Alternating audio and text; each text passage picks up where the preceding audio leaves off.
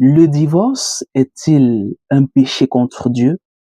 Cette question, beaucoup de chrétiens l'ont dans leur cœur, mais n'osent pas la poser.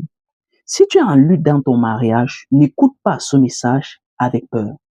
Ce dont tu as besoin, ce sont les vérités de la Bible, pas de la honte ou une pression supplémentaire. Premièrement, Dieu déteste le péché, pas les personnes blessées. Dans Matthieu chapitre 19, verset 6 dit que l'homme donc ne sépare pas ce que Dieu a joint. Dieu chérit le mariage, mais il déteste la trahison, le mensonge et la violence. Cependant, ce qu'il déteste, c'est le péché qui détruit le mariage, pas la personne qui pleure dans la douleur.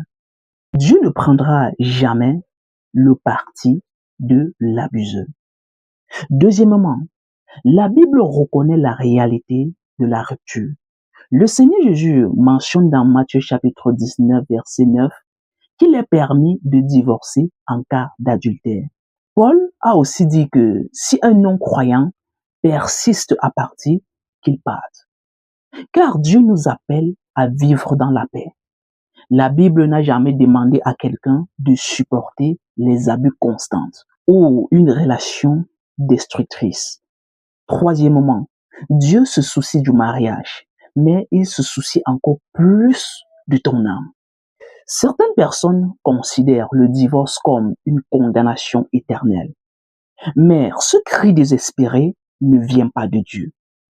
Dieu voit tes blessures et entend tes prières dans la nuit. Il est un père, pas un juge cruel. Quatrièmement, Dieu prépara toujours une issue pour toi. Il peut restaurer un mariage et il peut guérir un cœur brisé. Mais il ne te demandera pas de porter seule une vie en enfer. Son dessein est la paix, pas la destruction. Si tu te sens fatigué, honteux ou sans espoir, souviens-toi, tu n'es pas un échec. Tu es l'enfant bien-aimé de Dieu.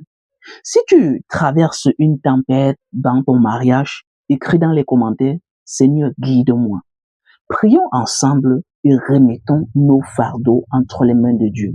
Si tu as besoin de prier, si tu veux explorer davantage les enseignements bibliques sur le mariage et le salut, contacte-moi sur WhatsApp en laissant un message. Je veux rejoindre le groupe. Nous prierons ensemble chaque soir, étudions la parole de Dieu et cherchons la paix dans la vérité. Tu n'es pas seul. Dieu entend ton cri. Son aide est en chemin.